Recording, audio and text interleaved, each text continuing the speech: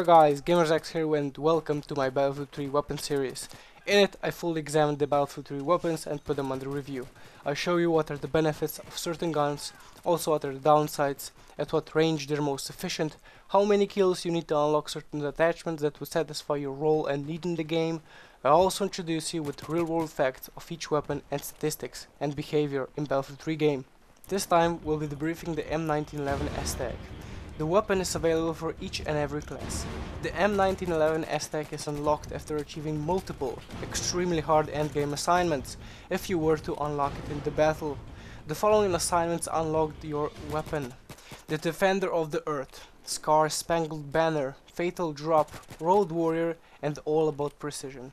If you want more details, check the description for those assignments, how to complete them. Also you can check on Battle Log under your Assignments tab.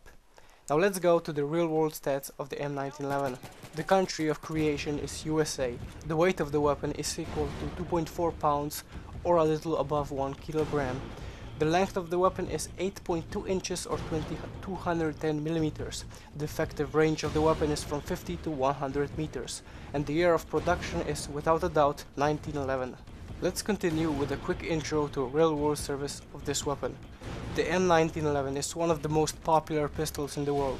Adopted in 1911 for the US Armed Forces, the M1911 served as the primary sidearm through to 1985. It fought in many wars, and World War I, the World War II, Korean War, and in the Vietnam War. Many clones and copies of the M1911 still exist, and internal action is used in nearly all modern pistols. The modernized and updated version of M1911 is still in use by many units worldwide, from US Marine Corps Special Forces, FBI and Forces, SWAT teams, and many more. This M1911 has been equipped with a tactical light and a suppressor. Now let's continue with the recoil and spread values in Battlefield 3. The weapon has the lowest recoil of all pistols in the game. Recoil wise, it's on the pair with M9, G17 and the MP443. The left and right recoil are totally the same, they're 0.1 degrees. The upper recoil is equal to 0.7 degrees. Vertical recoil defines how much the barrel moves up after every single shot. The two horizontal recoil values are a bit different, since these are the limits of a random value. Spread-like recoil is defining the weapon's spray pattern and accuracy, but this is not visible as recoil in-game. In short, it means how inaccurate the weapon really is. On the left hand side you can see spread values in moving and stand positions. Now let's go to Battlefield 3 weapon stats. The rate of fire of the weapon is 330 RPM. The fire modes are single shot fire. The magazine capacity is equal to 9 rounds, or to be exact 0.45 ACP rounds. The reload times are 1.75 seconds with a non-empty weapon, or 2.05 seconds with a totally empty weapon. In every weapon review I include weapon attachment as well, but this time we will think of a different strategy. Let's compare the standard M19 to the new S-TAC version of it. Let's see what are the benefits and disadvantages of having additional options attached to your pistol. As we know, this M1911 has been equipped with a tactical light and a suppressor. The tactical light has one big advantage in its usage.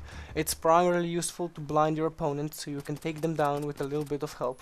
Sometimes it provides extremely useful while playing indoor closed spaces, especially where there is no light source available around you, or in other words, where there is darkness. The gun will prevail. It will so blind your opponent he will not know where your center of body is, therefore he will shoot at the light randomly and in panic, which are the two worst combinations available in close quarter fights. Though it also has a disadvantage. It can easily give away your position, so I'll give you a tip how the weapon will never give away your position while not aiming down the sight when you have a tactical light attached. The key is to bind your on-off tactical light key to your secondary mouse button, so whenever you will aim down sight, the tactical light will turn on, though when you will be running or sprinting where ADS will not be involved, your light will be off and it will not give away your position like before. The second attachment of this weapon is the sound suppressor. There are many benefits of sound suppressor, like no minimap spotting. You will not be shown on the minimap where firing, giving 10% less vertical recoil and improved first shot accuracy. So many would agree that silencer has more impact on the weapon opposed to tactical light. but it also has some downsides, like hipfire accuracy is reduced with also bullet velocity decreased, ergo having more bullet drop, and the cold loaded ammunition used by suppressor travels slower and does less damage at long range, while it has no damage impact on close ranges. Now let's go to damage and damage multiplier values. The maximum amount of damage the weapon can produce is 34 damage, and the minimum amount of damage which will be affected at 50 meters is 14.3 damage. The head multiplier produces a damage over a value of 2 times higher damage than a normal upper chest damage of 1 times damage. If you shoot someone in the legs, they will sustain a damage of 91% of maximum bullet damage, so actually the damage would be deducted by 9% of the weapon damage. So if we import this to our damage values, if you hit an enemy in their legs, they'll sustain a maximum damage of 31% of damage. A chest hit would produce in 34% of maximum weapon damage, and a headshot would hit him with 68% of damage, so 2 shots are required to be a lethal hit in the head. That was my M1911 S-TAC weapon review. I hope you have enjoyed it and found the facts in this review innovative and fresh. If you did, I would much appreciate if you thumbs up the video, because I put a lot of effort to make my videos so good as they are. And I would like to tell you guys that I'll be doing weapon reviews on Battlefield 4 weapons the first moment it is released. If you're new here, subscribe for more Battlefield 3 weapons videos and overall, and also Battlefield 4 videos, weapon reviews and other great gaming videos. So see you in the next video.